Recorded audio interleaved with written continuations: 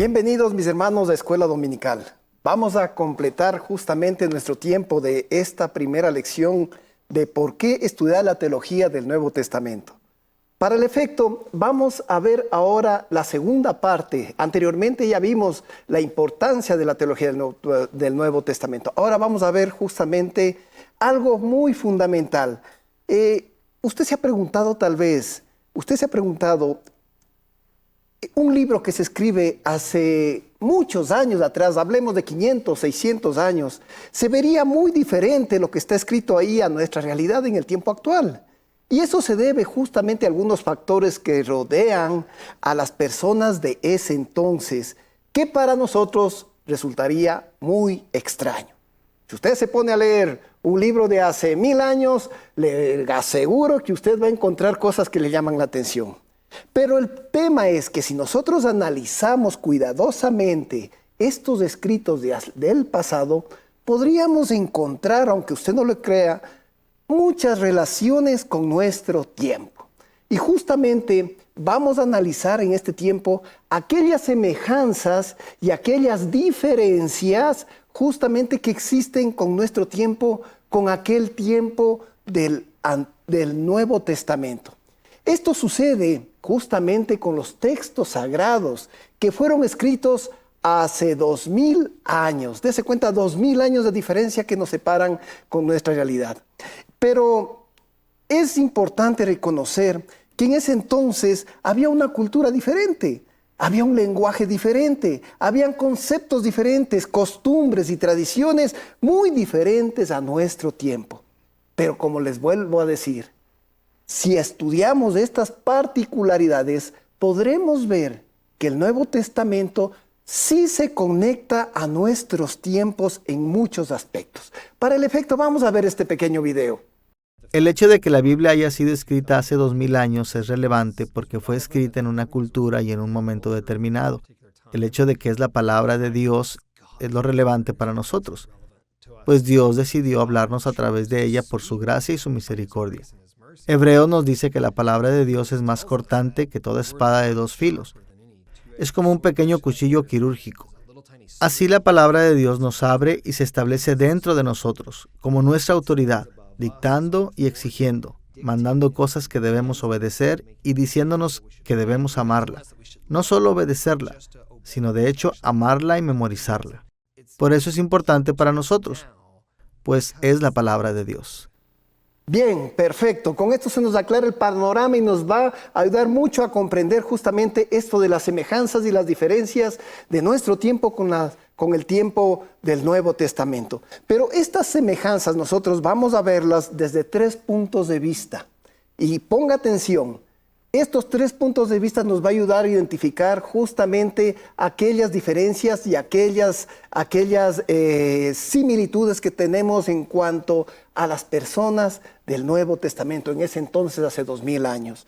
Y el primer punto que vamos a ver es el tema de la época. ¿En qué época vivieron ellos? En la época vivimos nosotros, pero ¿cómo se relaciona esa época? Primera cosa. Segunda cosa, la parte cultural. ¿Nuestra cultura está relacionada con la cultura de ellos? Vamos a ver algunas diferencias y algunas semejanzas. Y la tercera, algo importante, tiene que ver con las características personales de las personas de ese tiempo. Tal vez tienen esas mismas características al igual que nosotros. Lo vamos a ver a continuación. Vamos a comenzar con lo que es la época. Miren, para hablar de la época es muy importante que estemos claros que vamos a hablar de un periodo de tiempo identificado por una revelación divina, que es diferente a otros periodos de tiempo. Por eso, vamos a encontrar divididos los textos sagrados en lo que es el Nuevo Testamento y lo que es el Antiguo Testamento. Nos estamos refiriendo ahora específicamente al Nuevo Testamento. Y el Nuevo Testamento, como nosotros conocemos y usted también conoce, es la era del Nuevo Pacto. Así lo conocemos. Y se la conoce también con el nombre de la era mesiánica. ¿Y por qué? Porque justamente el Mesías vino acá a la tierra. Y comenzó con la primera venida de Cristo y esta era continuará hasta su regreso.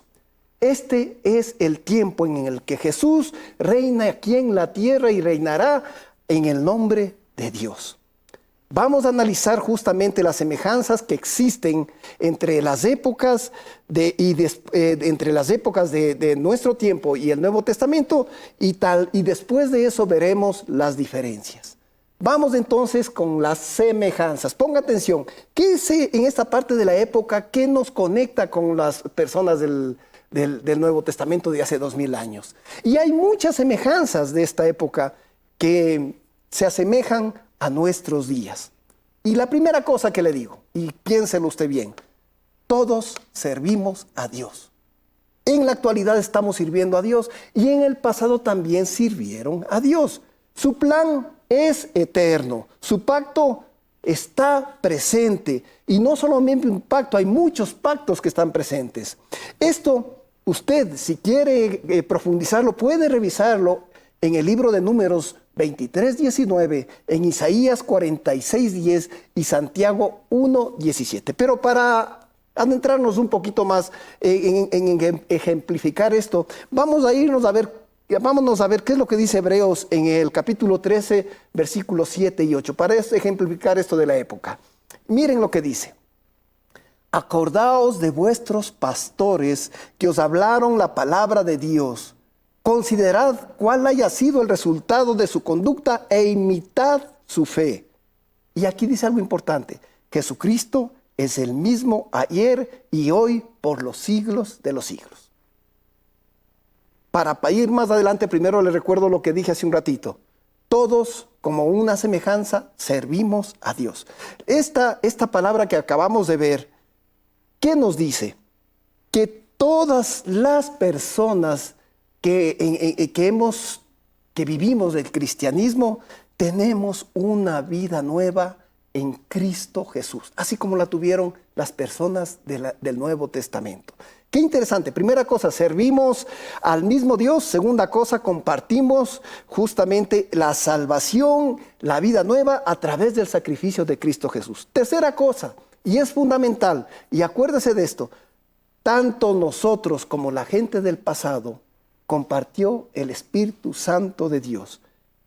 Es fundamental esto. Mire, ya vamos viendo algunas semejanzas, pero la cuarta semejanza con las personas en esto de la época, de acuerdo a lo que estamos analizando, es que todos somos parte del mismo cuerpo de Cristo, con la misma función y con la misma misión.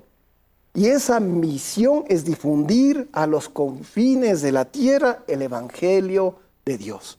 Qué interesante, mire, hemos visto 4 semejanzas.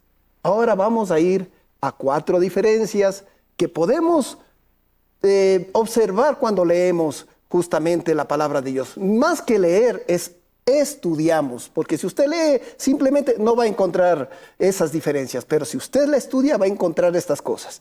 Ahora, existen, hablando de las diferencias de que existe entre nuestra época y la época pasada, existen algunas diferencias que debemos considerar en el estudio del Nuevo Testamento. Para eso vamos a leer Efesios 2:20, en donde Pablo menciona una diferencia muy importante. Hemos hablado en otras lecciones sobre este versículo que es fundamental para lo que vamos a ejemplificar. Dice Efesios 2:20, dice, edificaos sobre el fundamento de los apóstoles y profetas, siendo la principal piedra de ángulo Jesucristo mismo. Mire, qué interesante. Edificaos sobre el fundamento de los apóstoles y profetas. Aquí hace Pablo una distinción sobre la iglesia. Originalmente, la base fue el trabajo de los apóstoles y los profetas en la iglesia, pero con Cristo como la piedra angular.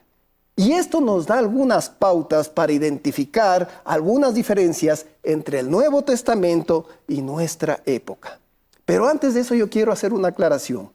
La iglesia actualmente reconoce la autoridad fundamental de Cristo y los apóstoles y los profetas. De eso usted no tiene que olvidarse. Nosotros como iglesia, como cristianos, reconocemos esa autoridad fundamental. Pero aquellos apóstoles, aquellos profetas de ese entonces que estuvieron hace 2000 años, ya no se encuentran con nosotros, ya no están aquí en la actualidad. Y esa realidad es la que nos muestra una serie de diferencias de entre la época de nuestra época y aquellas personas del pasado. Muy bien, la primera diferencia, yo la llamo como autoridad y construcción. ¿Por qué le digo autoridad y construcción? Esto se basa en lo que es milagros de aquella época en el pasado, donde en el Nuevo Testamento nos mostraban esa autoridad divina de Jesús y sus apóstoles como los fundadores de la iglesia. Ellos hicieron una cantidad de milagros impresionantes y ellos mostraban su autoridad justamente por la presencia del Espíritu Santo en sus vidas y cómo lo manifestaban a las personas a través de esos milagros. Eso les daba autoridad. Y miren que Dios en la actualidad continúa trabajando sobrenaturalmente en la iglesia. Pero en la actualidad ya no contamos con los fundadores. En la actualidad, escuche bien, los líderes de la iglesia se establecen por la normatividad de la palabra del Nuevo Testamento. ¿Cómo lo podemos ejemplificar esto? Muy bien, la construcción de la casa del Señor, ¿quién lo hizo? Fueron los apóstoles y los profetas. Y nosotros, ¿qué estamos haciendo ahora? Estamos habitando y administrando esa casa. Aquellos profetas que construyeron la casa de Dios ya no están con nosotros. A eso nos referimos en esto con autoridad y construcción. Como diferencias, ya no están presentes aquellos fundadores en nuestros tiempos presentes. Ahora, la segunda cosa que es importante es rompiendo esquemas.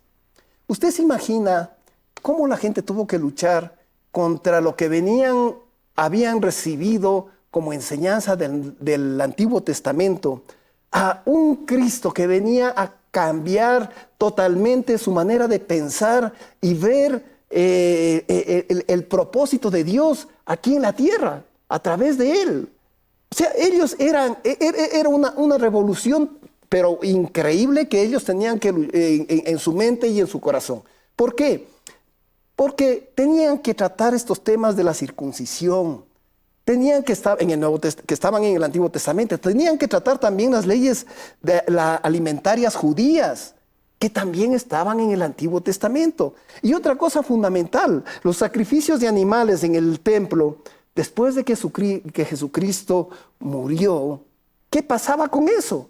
Miren, esto tuvo que romper prácticamente ese entendimiento basado en las costumbres y en los principios del Antiguo Testamento, que son fundamentales, sí, pero Cristo nos enseñó algo fundamental, que todo debemos hacerlo por amor, no por cumplir la ley, sino por amor a nuestro Dios.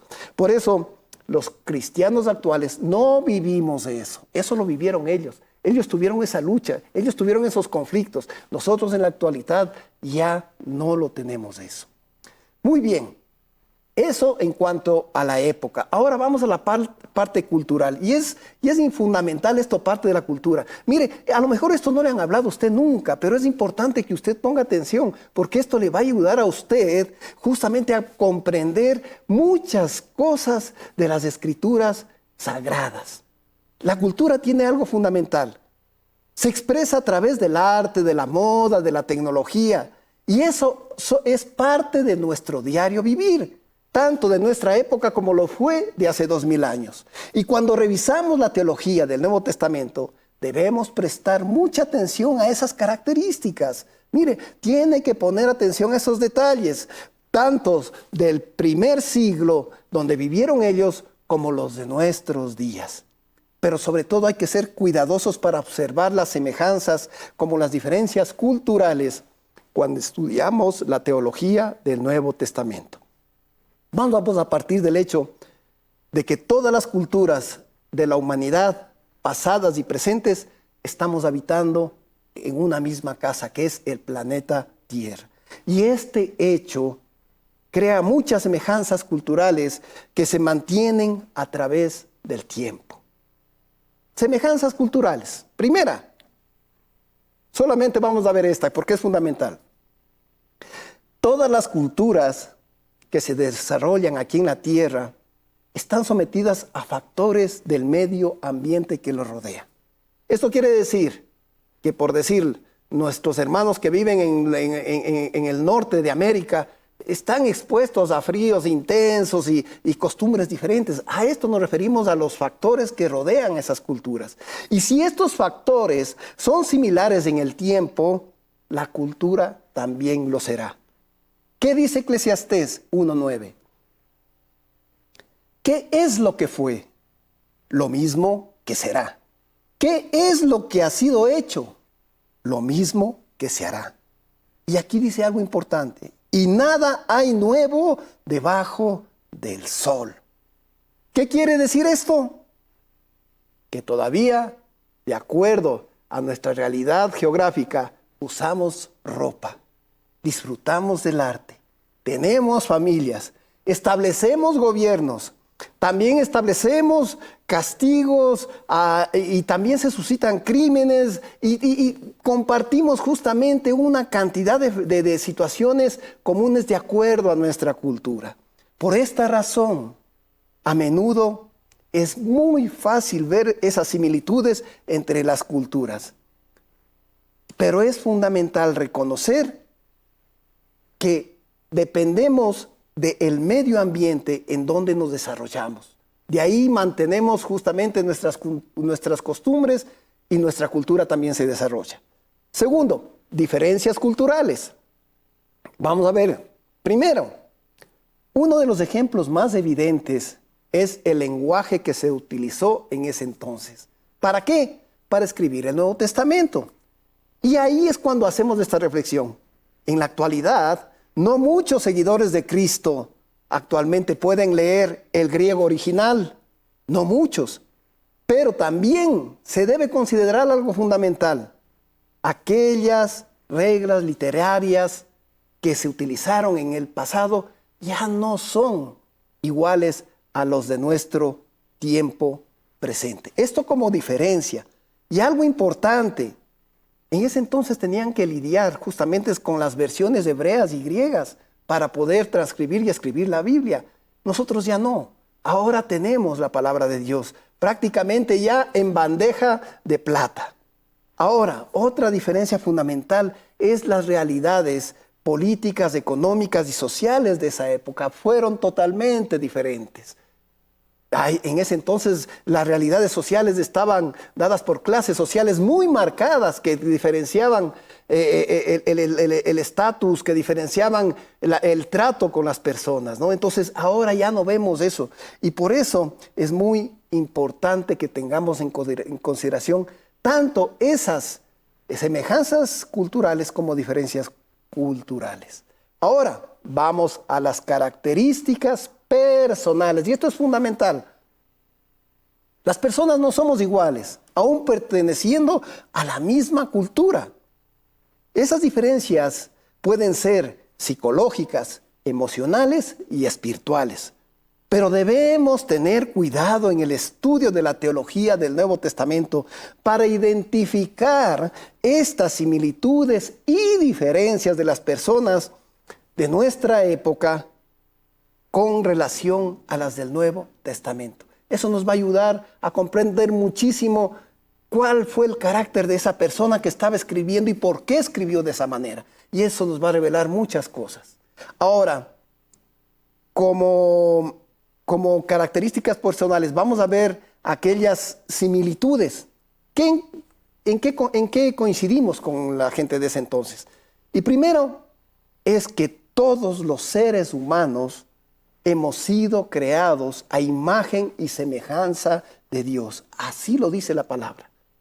La segunda importante es que tanto el Antiguo Testamento como en la actualidad somos seres racionales y razonamos y reaccionamos con alegría o tristeza. Y necesitamos, al igual en la actualidad, tanto en el pasado, necesitamos es justamente la redención de Cristo. Eso es algo fundamental. Esto en similitudes personales, pero también una tercera es que tanto nosotros como en el pasado estábamos luchando contra el pecado, contra las dificultades en un mundo caído. Y la cuarta y última, que tanto nosotros como cristianos actuales y los cristianos del Nuevo Testamento experimentamos la gracia del perdón de Dios y la bendición del Espíritu Santo en nuestras vidas. Tal como experimentaron en el pasado, también lo estamos experimentando nosotros ahora. Estas similitudes, cuando leemos el Nuevo Testamento, nos permiten conectarnos con la gente de aquella época y poder tener una idea clara de qué es lo que estaba pasando en esa realidad. Podemos leer Romanos 9:2 al 4, donde Pablo expresa un sentimiento, que él tenía un sentimiento profundo por las personas que estaban a cargo de él. Y por eso él decía, tengo tristeza y continuo dolor en mi corazón. Así comienza el versículo. Y mira, y cuando comenzamos leyendo esto, podemos ver a un ser humano que sentía aflicción, al igual que sentimos nosotros, ¿no? Entonces, por eso es lo que nosotros también hacemos de esta relación. Ahora, a las diferencias personales, en el Nuevo Testamento nos habla de algunas condiciones personales diferentes a los de nuestro tiempo. Y esto le va a chocar a usted cuando lea la palabra de Dios. ¿Por qué? Porque, por ejemplo, en Efesios 6:5 le dice, Pablo instruyó a dos tipos de condiciones de personas en particular. En realidad, sí. Y él decía, siervos, obedeced a vuestros amos terrenales con temor, con temblor, con sencillez. Y cuando comienza diciendo, siervos, obedeced a vuestros amos, hablamos justamente de que en ese entonces había la existencia de amos y también de esclavos que pertenecían a una iglesia, a la iglesia de Efeso. Cuando leemos esto, nos resulta muy difícil a veces reaccionar, aceptar esas realidades para nuestro tiempo. Pero créame que cuando usted lea eso y analice claramente, el Señor le va a poner revelación. Por esa razón, es necesario estudiar la teología del Nuevo Testamento para comprender lo que las personas experimentaban en el siglo I. Solo entonces, cuando comprendamos la realidad de esos hermanos que ya descansan en la presencia del Señor, solo entonces podremos conocer la aplicación correcta y concreta para nuestras vidas y para nuestra época. Y sobre todo, comprender las perspectivas teológicas de los libros del Nuevo Testamento.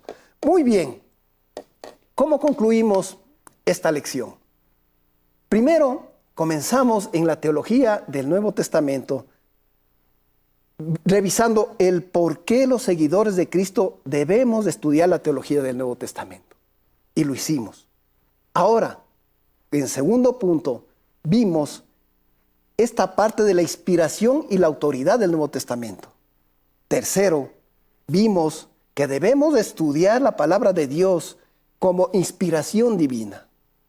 Y cuarto, revisamos en este momento estas semejanzas y diferencias de la época que nos van a permitir tener una comprensión más clara sobre las revelaciones de la palabra de Dios en el Nuevo Testamento. Miren, el Nuevo Testamento es un libro que por su condición de texto sagrado se merece mucho más que una mirada. Como es la palabra de Dios, debemos estar dispuestos a estudiarla y meditarla para entenderla lo mejor posible. Es fundamental esto. Pero es fundamental también porque nos permite descubrir muchos beneficios para nuestra vida. Y de un cuidadoso análisis que tengamos de eso, vamos a extraer esas enseñanzas para nuestro diario vivir, que son fundamentales. Son fundamentales porque no podemos dejar pasar por alto aquellos detalles que acabamos de ver. Es fundamental para que Dios le hable, para que Dios le exprese y para que Dios le dé a conocer cómo usted tiene que vivir de aquí en adelante. Muchas gracias, mis queridos hermanos.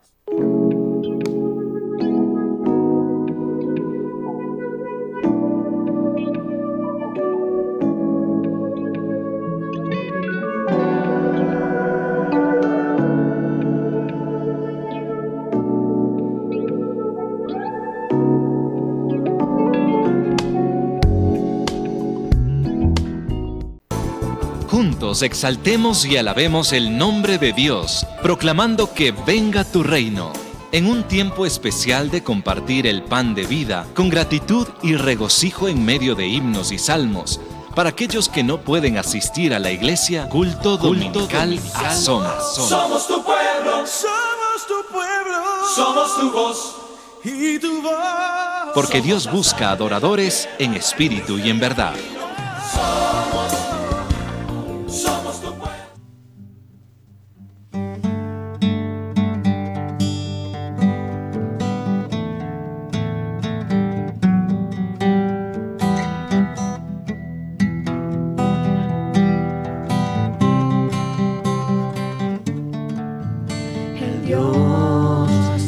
Los cielos y la tierra, con el poder de su palabra, reina con autoridad.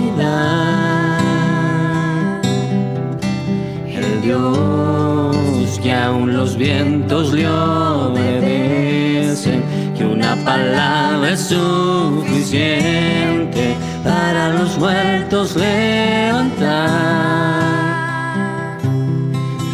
Es como Él, oh gran yo soy. Tú eres el Dios que adoramos, todopoderoso y soberano, grande misericordia y poder para salvar. Tú eres el Dios que adoramos, quien derrotó la muerte y el pecado, glorioso Redentor y Rey, te adoramos.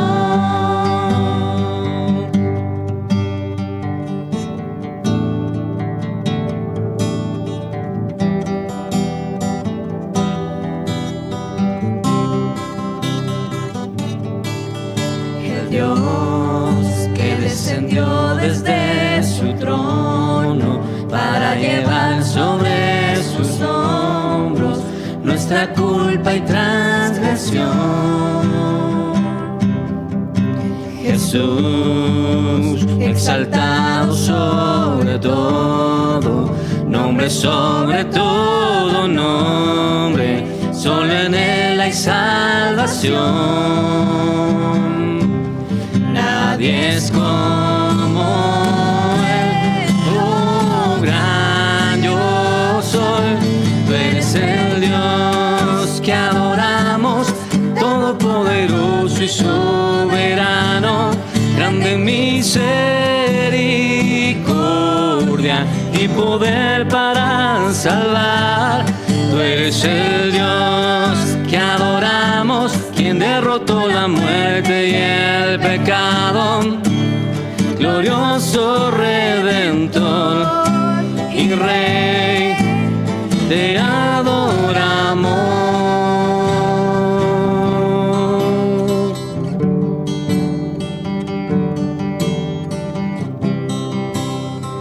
Amén, Señor, te exaltamos.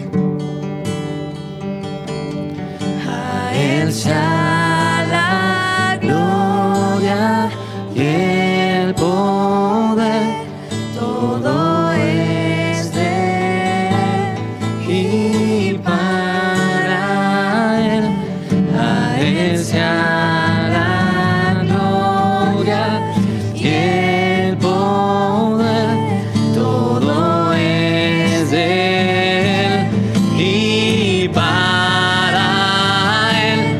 Tú eres el Dios que adoramos, todopoderoso y soberano, grande misericordia y poder para salvar. Tú eres el Dios que adoramos, quien derrotó la muerte y el pecado, glorioso Redentor y Rey, te adoramos.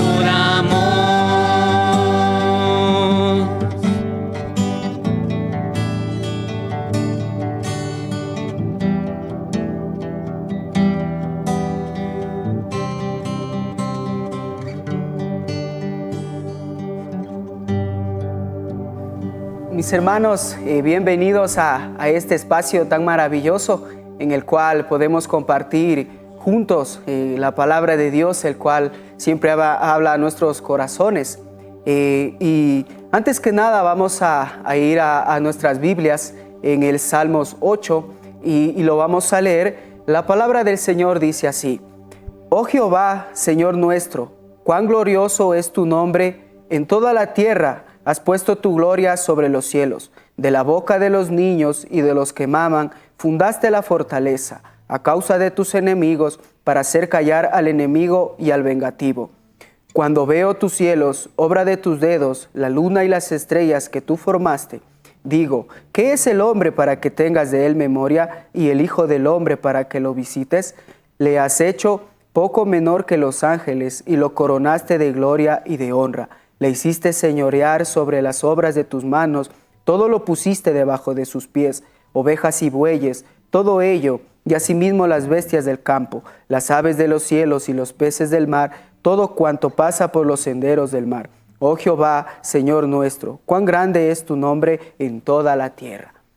Qué hermosos salmos es ver lo que Dios ha puesto para nuestras vidas, cuán grande es Él. Y bueno, también vamos a seguir deleitándonos en estas maravillosas alabanzas que nuestros hermanos nos acompañan en esta mañana. Así que ahí en su casa, pues acompáñenos para también disfrutar de estas hermosas alabanzas que nos han traído esta mañana.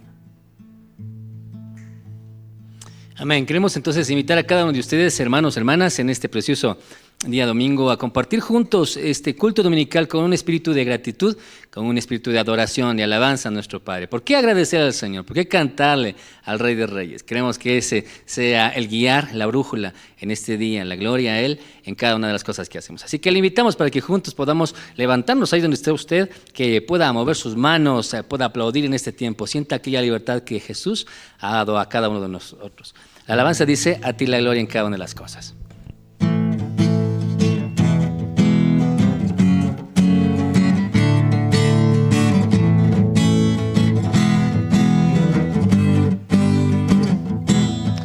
Gran Señor, me asombra tu grandeza, con solo hablar sostienes la creación. Harás cumplir siempre todos tus planes para traer la gloria para ti, a ti la gloria. Alzamos nuestras voces para adorar a ti la gloria, gloria, daremos solo a ti adoración. Con gran poder tú mueves las estrellas, el viento, el mar y todo lo que hay. En mi andar, mis gozos y tristezas, hoy que estás tú, para dar gloria a ti la gloria, gloria, alzamos nuestras voces para adorar a ti la gloria, gloria, daremos solo a ti adoración.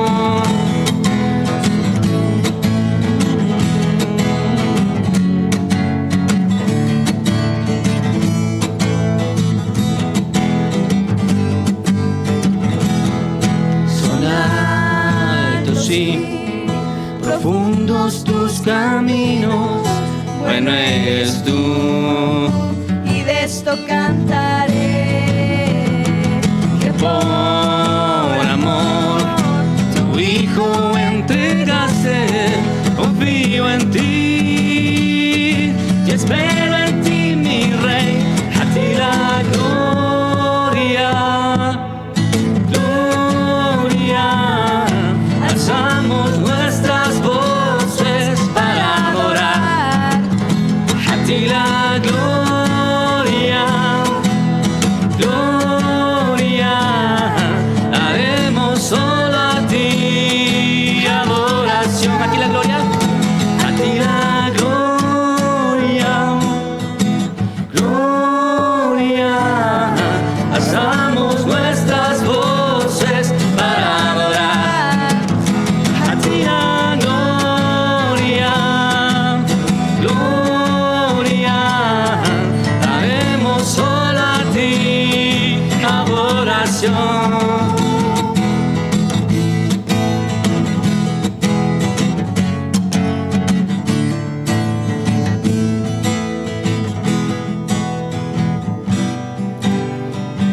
no decirle al Señor gracias por ese profundo amor que Él nos ha dado. Gracias porque por su amor nos ha rescatado por medio de nuestro amado Señor Jesucristo. Queremos decirte, Señor, que estamos profundamente agradecidos, Señor, porque Tú eres el todo para nosotros. Señor, gracias, gracias. Para ti la alabanza, la honra y el honor.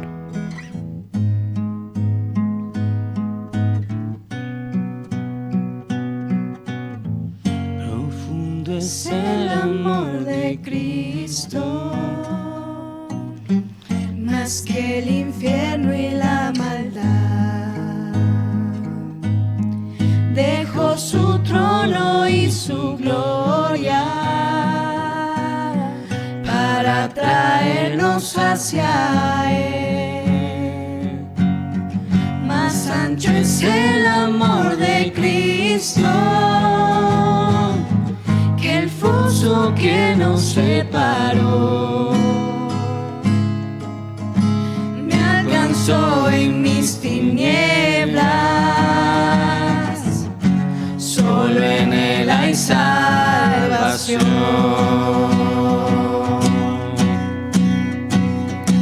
Más profundo que el mar,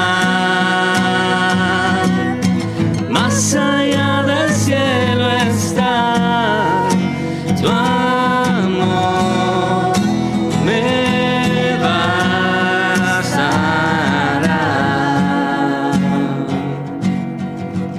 Más fuerte es el amor de Cristo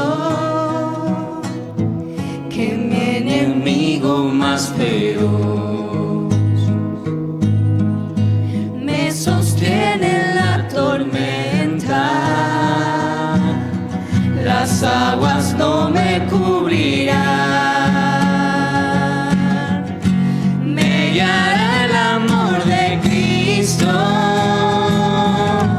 en el más hondo valle aquí. Me pastoreará por siempre y me guarda junto a Él. Más profundo que el mar, más allá del cielo está tu amor, me bastará. Más fuerte que la tempestad, venció el pecado y la maldad. Tu amor me bastará.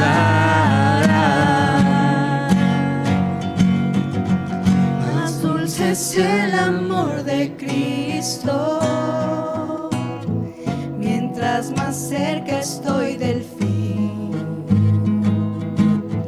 Disfrutaré su amor por siempre, ante su trono estaré. Me llenará el amor de Cristo, al su rostro contemplar. Yo le amaré por siempre, su alabanza cantaré, su alabanza cantaré, su alabanza cantaré, su alabanza cantaré.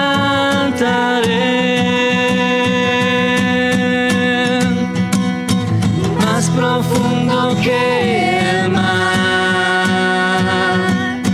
más allá del cielo está tu amor, me bastará. Más fuerte que la tempestad, venció el pecado y la maldad. Tu amor me bastará.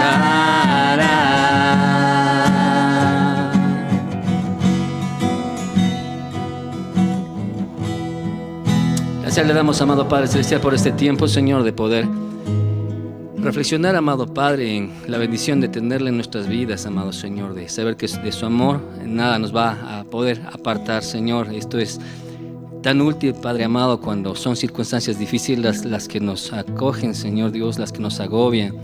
Gracias, mi amado Padre, por su bondad, su misericordia en cada uno de nosotros, Señor, y por permitirnos alabarle en este día, Señor. En Cristo Jesús oramos. Amén. Amén. Qué hermosas alabanzas es poder deleitarnos en el Señor y así mostrar gratitud de lo que Él ha hecho en nuestras vidas. Y bueno, vamos a orar también por las ofrendas, ya que tenemos ese compromiso como canal y también como iglesia de poder llevar el Evangelio, como dice su palabra, id y predicar el Evangelio a toda criatura. Es para que puedan conocer aquella verdad y cada aportación que usted hace también pues nos ayuda a avanzar y el Señor también se manifiesta en aquellos corazones bondadosos. Vamos a orar por las ofrendas, mis hermanos, en esta mañana. Señor amado, gracias por tu bondad, tu amor, tu misericordia, Papito Dios. Señor amado, le agradecemos por cada persona que aporta, mi Señor, para que su obra siga avanzando y que toda criatura, mi Señor, pueda conocer su verdad, su misericordia y su amor, mi Señor, que usted tiene con nosotros. Y le pedimos también que nos dé sabiduría para seguir avanzando hacia la meta, mi Señor, y también, Papito Dios, que usted sea proveyendo a cada hogar, a cada familia que está dispuesta a colaborar para su reino, mi Señor amado. Gracias le damos, Papito Dios, por todas las cosas. Le agradecemos, Señor, en el nombre de Cristo Jesús. Amén. Bueno, también vamos a ver un video que está basado en el Evangelio de Marcos. Entonces lo vamos a ver, no se desconecte de sus pantallas.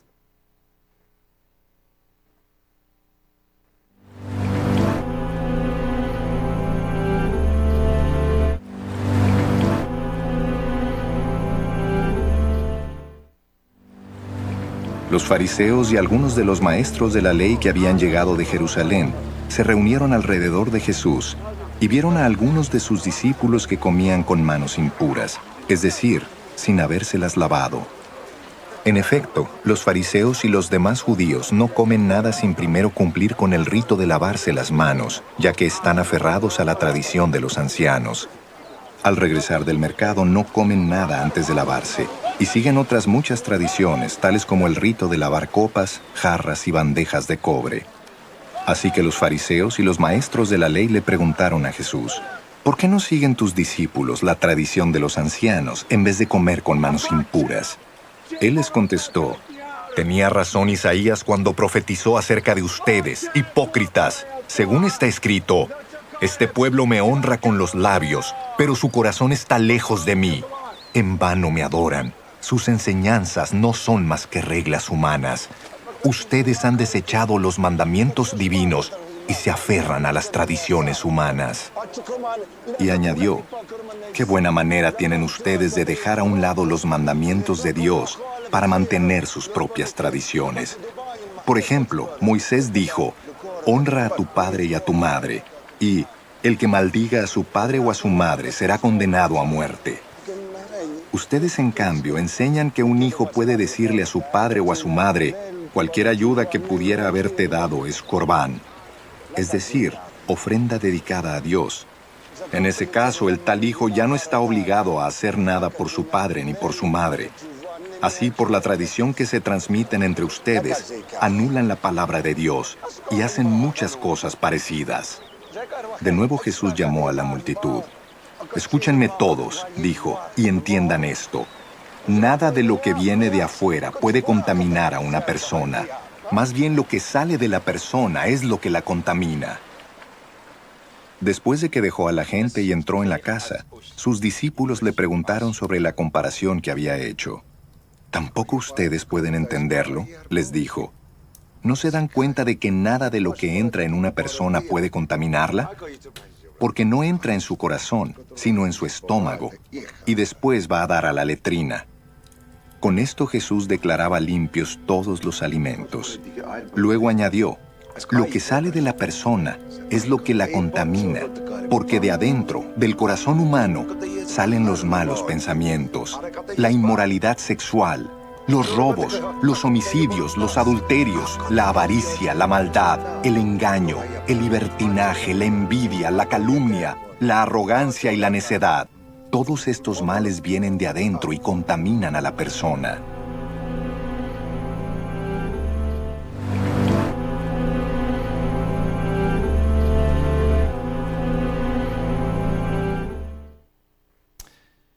Cuando su líder espiritual, Samuel, se envejeció, el pueblo de Israel pidió tener a un rey, dado que los hijos de Samuel no daban la talla.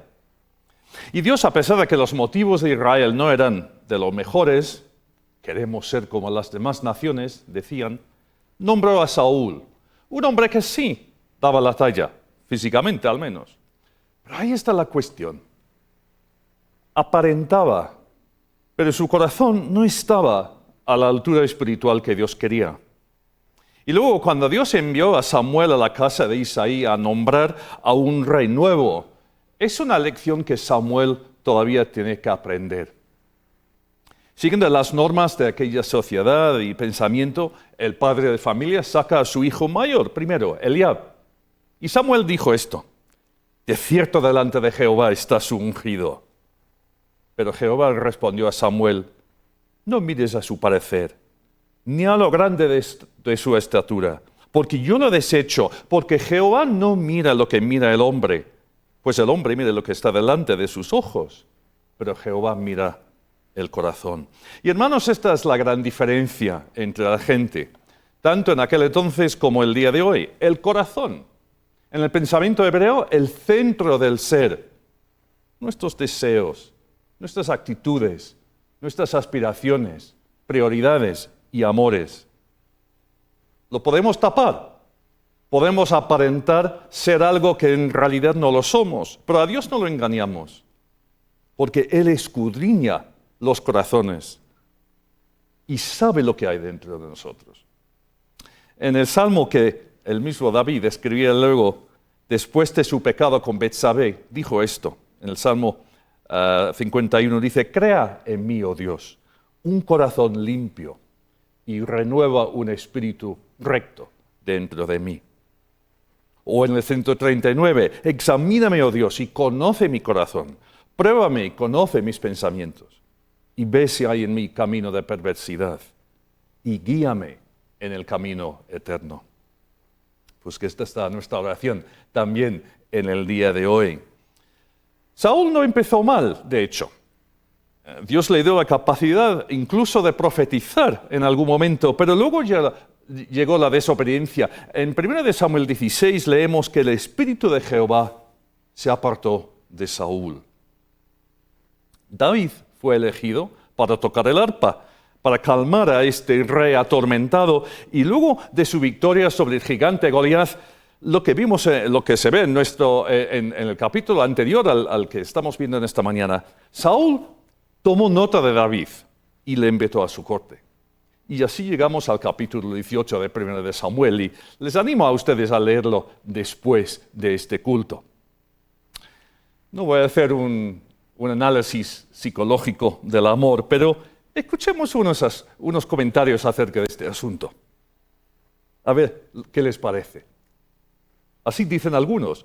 No hay amor verdadero sin celos, dicen. No es el amor que sea ciego, sino los celos. Me pongo muy celoso, porque te quiero y no te quiero perder.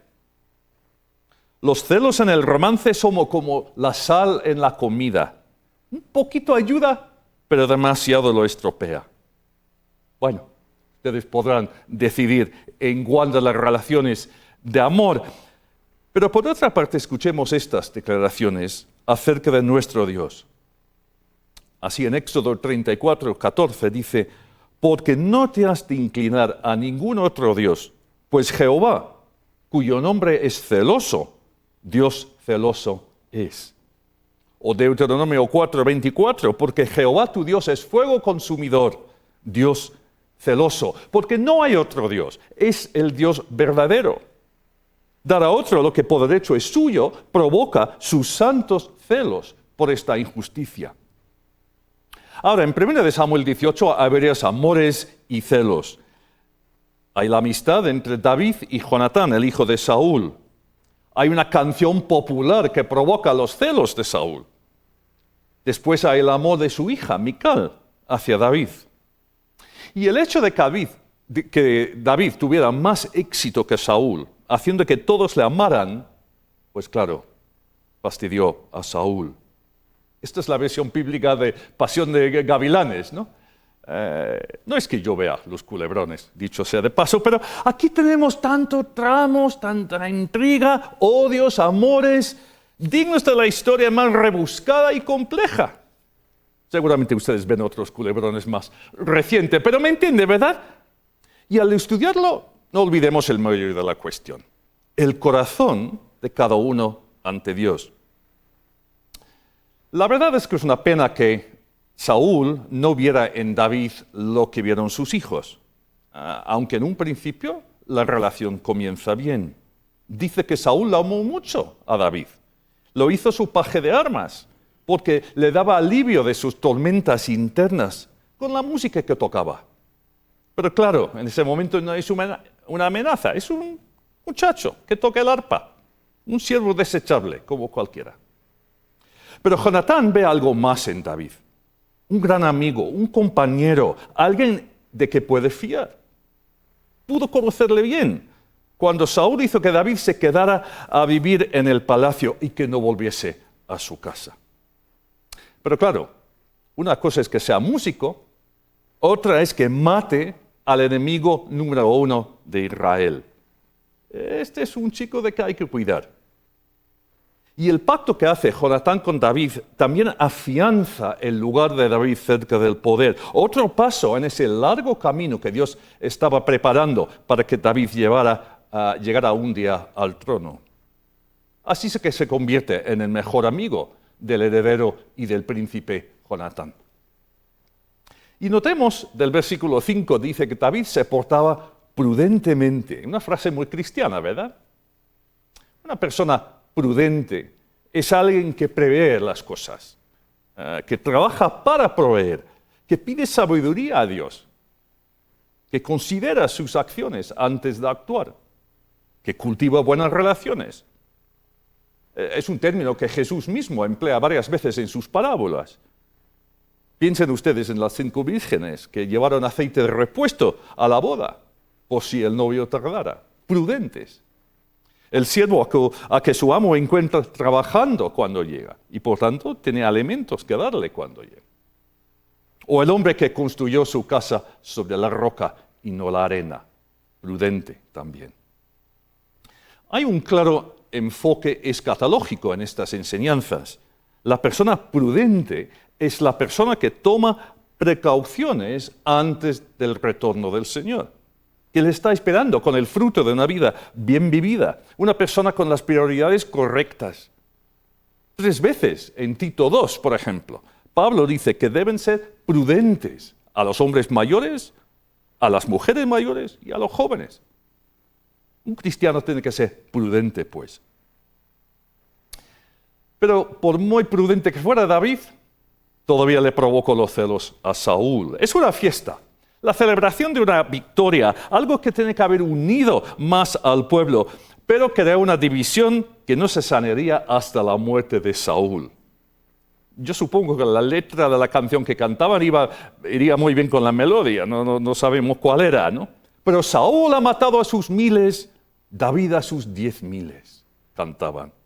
Y seguramente se lo pasaron bomba cantando la canción y bailando al llegar el ejército del rey a la ciudad.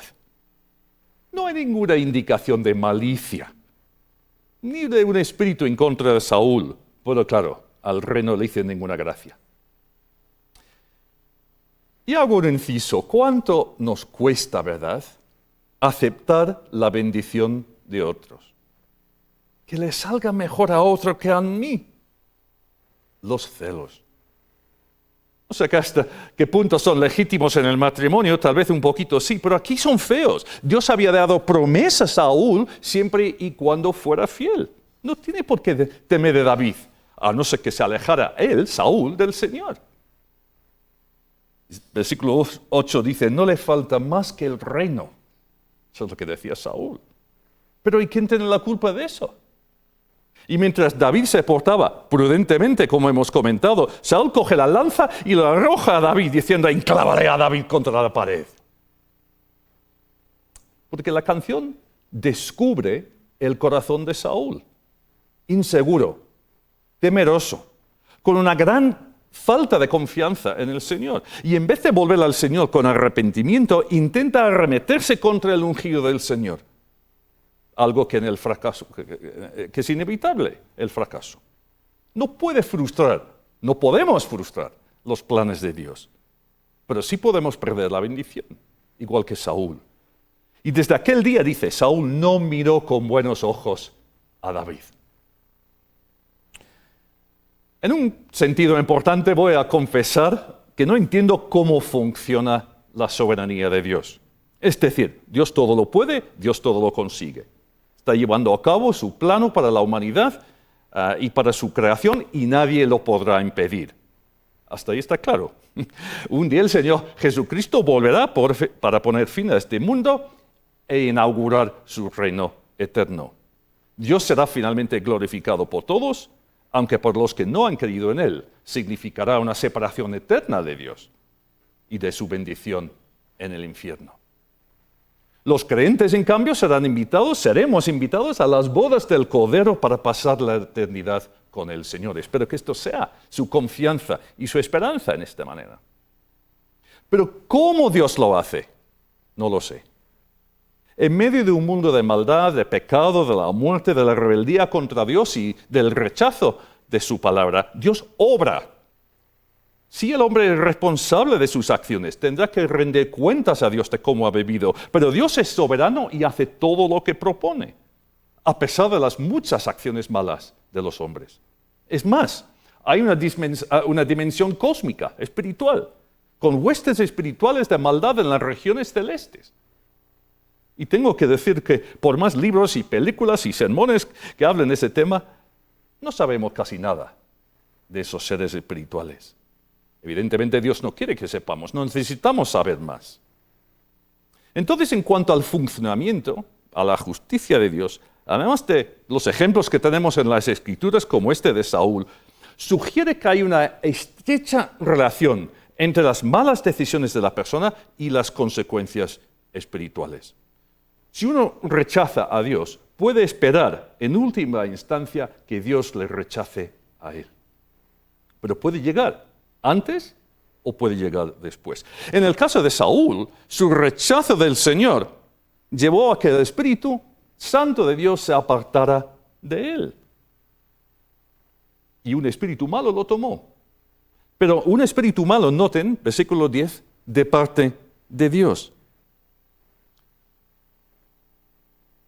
No existe una tierra neutral en lo espiritual, ¿no? Todo le pertenece a Dios. No hay una tierra que pertenezca a otro. Y las fuerzas de maldad operan bajo, en última instancia, el control supremo del Señor. Están restringidos en lo que pueden hacer. Repito, desconozco cómo funciona, pero eso es lo que la Biblia nos enseña. Y si alguien se aleja de Dios, luego Dios se alejará de él.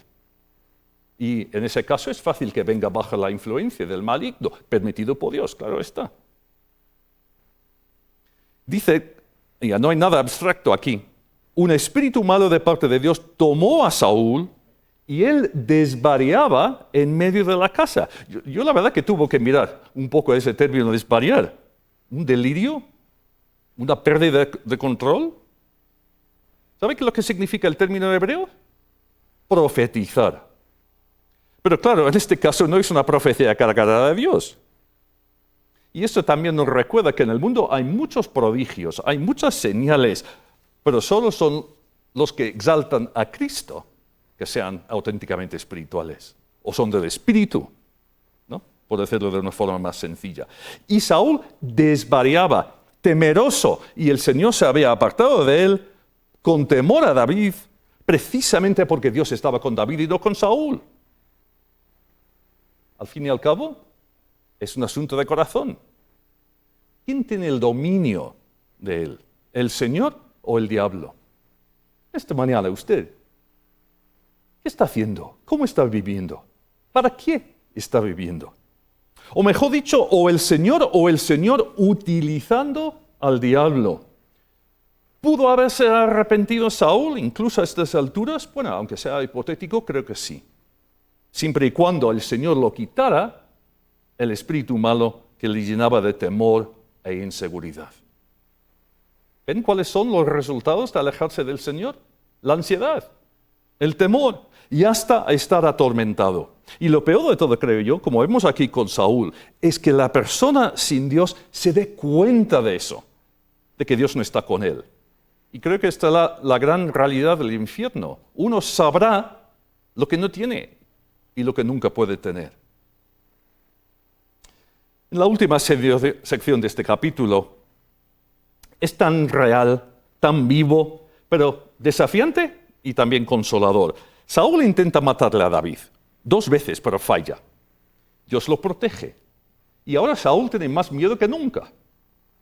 El Señor está con ese chico y no está conmigo. ¿Qué hará?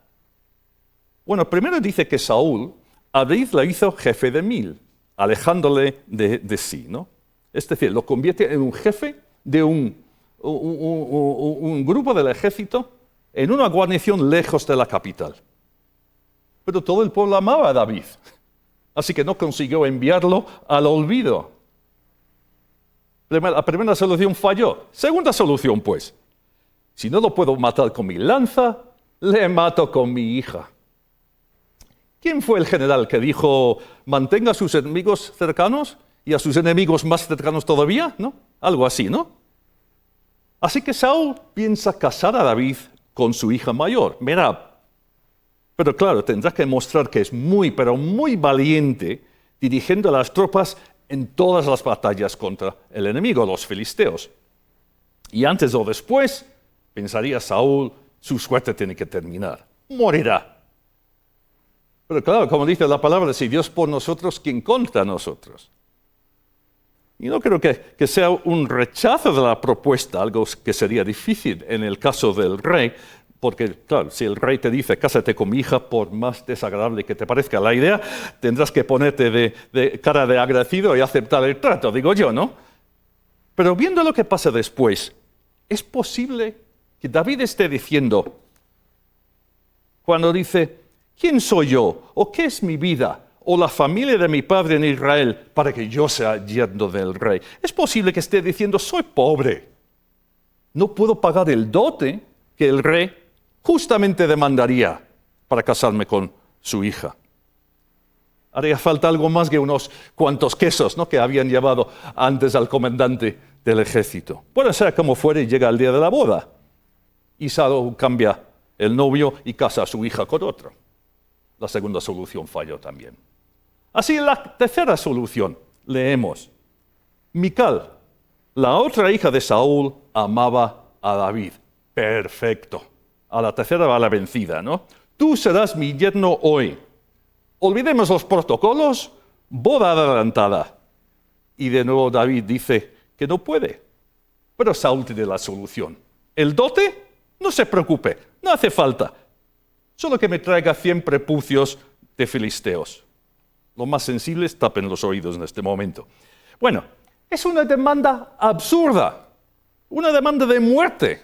O así lo cree Saúl.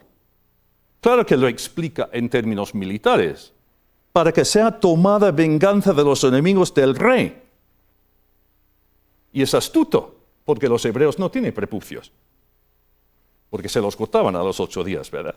Así que tendría que ser de otra nación, tendría que ser del enemigo. Hubo un plazo de tiempo, bastante corto, me imagino, algo que aumentaría la probabilidad de que David muriese por las prisas.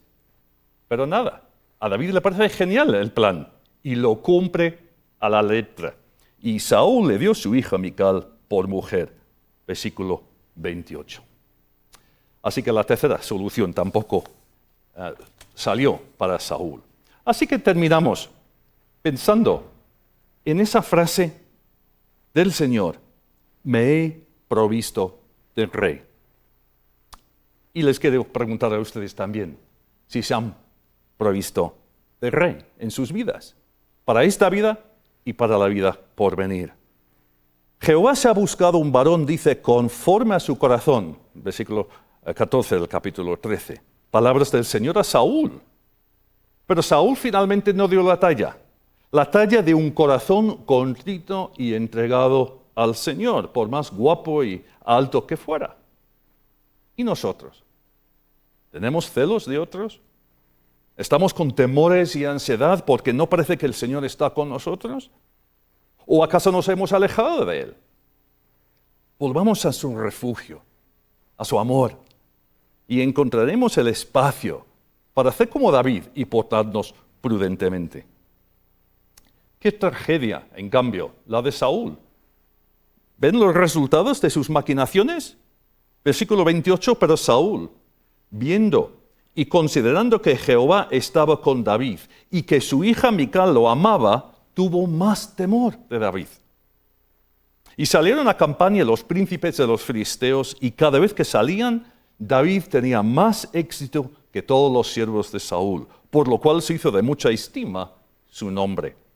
O sea que después de todos los intentos de deshacerse de David, resulta que tiene más fama que nunca, que Saúl le tiene más miedo que nunca, y encima ahora lo tiene como yerno. Los culebrones no son nada comparado con eso.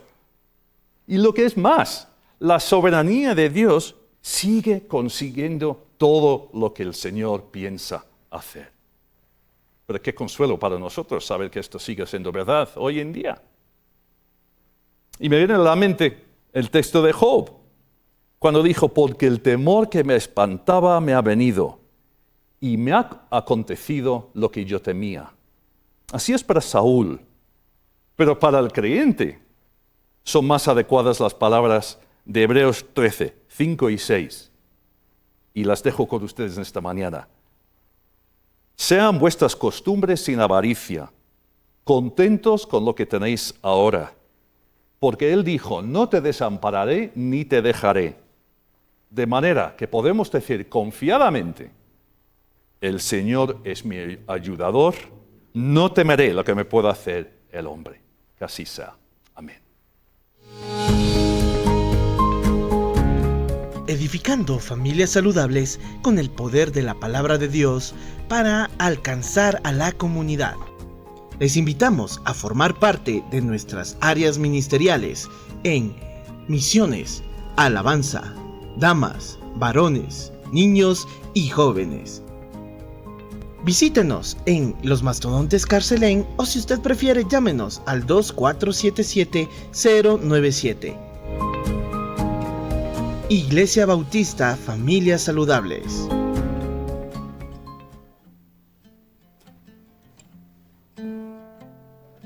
Bueno, mis hermanos, ha sido un gusto el poder escuchar la palabra del Señor y bueno, pues para poder terminar vamos a nuestro pastor Jonathan, si nos puede ayudar con una oración final y bendiciéndonos en esta mañana también. Muchas gracias, hermanos. Gracias por su acompañamiento en esta mañana. Vamos a pedir la bendición del Señor y despedir con una palabra de oración. Oremos al Señor. Señor, cuántas gracias te damos por esa promesa de que no nos desampararás ni nos dejarás. Guárdanos cerca de ti, Señor. Guarda nuestros corazones, ese centro de nuestros deseos, nuestras aspiraciones, todo lo que somos. No solamente los sentimientos, sino las decisiones, la perspectiva de la vida, de una vida entregada a ti, Señor. No pensemos, no aparentemos dar la talla cuando no es una realidad, sino que nos humillemos delante de ti, Señor, y que aprendamos de tu Espíritu. Señor, pon tu Espíritu en nosotros para que te podamos seguir, para que podamos vivir por ti, Señor. Y como David, que seamos hombres y mujeres conforme a tu corazón hasta que tú vengas. Que así sea en esta mañana. Amén. Amén.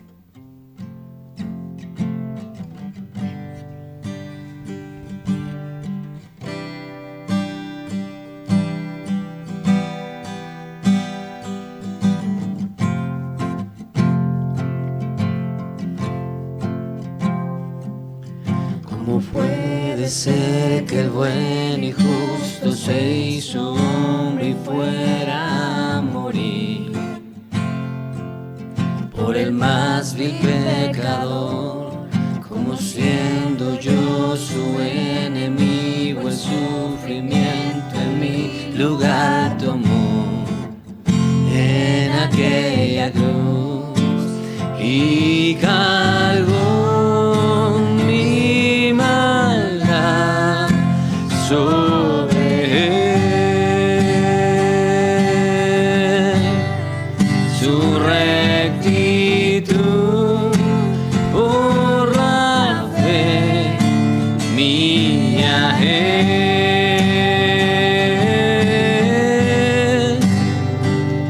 Aleluya, glorioso intercambio, oh cuán gran misterio, que por gracia salvo soy. Aleluya, gloria sea a Cristo, por su sacrificio, declarado justo soy en él.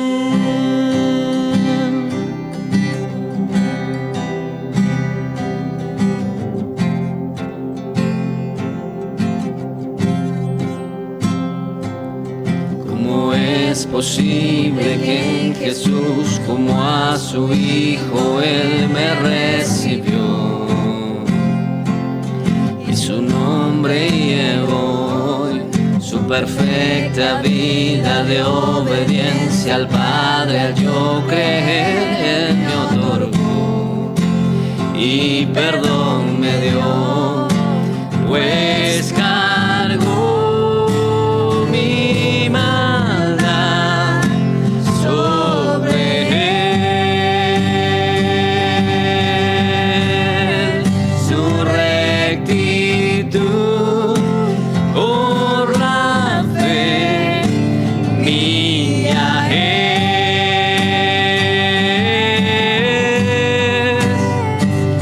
Aleluya, glorioso intercambio, oh cuán gran misterio, que por gracia salvo soy. Aleluya, gloria sea a Cristo, por su sacrificio, declarado justo soy. Aleluya, glorioso intercambio, oh cuán gran misterio, que por gracia salvo soy. Aleluya, gloria sea a Cristo, por su sacrificio, declarado justo soy en él.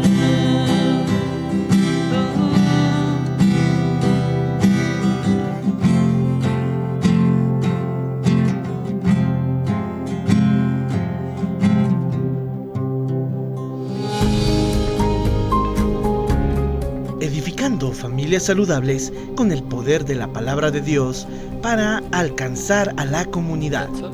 Les invitamos a formar parte de nuestras áreas ministeriales en misiones, alabanza, damas, varones, niños y jóvenes.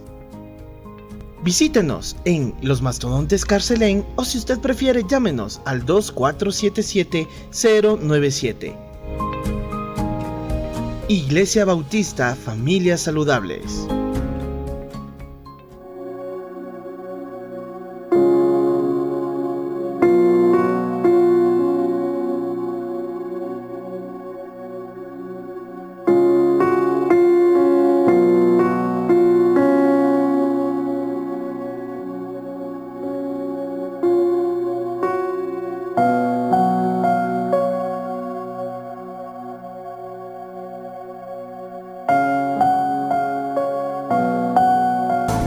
Juntos exaltemos y alabemos el nombre de Dios, proclamando que venga tu reino.